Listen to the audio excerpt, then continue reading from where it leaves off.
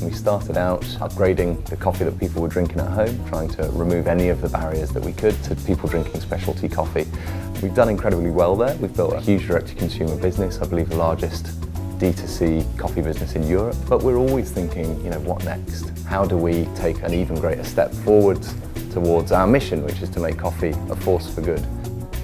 Pact has a really successful direct-to-consumer model using the data we have available on our customers, and we've basically really focused on driving B2B forward. When I first arrived, we weren't tracking any analytics. We were using sort of Excel spreadsheets.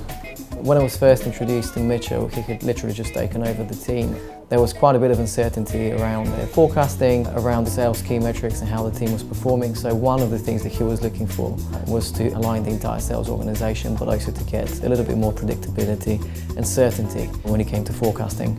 One of the big challenges there is figuring out how you want to structure the sales team, the sales operation, remuneration, bonus structures, all of these things, and it requires a level of insight that typically I just wouldn't have. And Heresy's given me a bit of X-ray vision through sort of how that team's performing.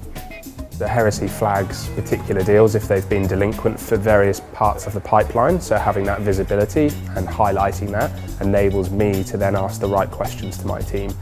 Probably the thing I like most about Heresy is the visual aspect of it. It's so simple to look at and it makes things very easy to understand. There's our dashboard, which is showing how each individual person within the sales team is performing. Included in that is the burn down, how we're tracking against that burn down, and then also variations in forecasting, so expected, weighted averages and velocity. So I can see a snapshot of how the team is doing. The analytics tab is really useful. That takes the right pieces of data that I need and nothing more, which gives me better forecasting accuracy and enables me to give the right information to the wider business. Heresy allows you to manage your time appropriately, allows you to speak to those that you know you need to speak to at the right point, not being too eager or not forgetting about a contact or a lead. It allows them to stay top of mind, stay fresh. It's also structured our month, it structures our week, so it's not just a tool, it's also what it brings with it in terms of the methodology, the approach to sales. The expression knowing where to tap comes from an old sales story about the train expert, a guy who fixed the train with just 3 taps with a little hammer.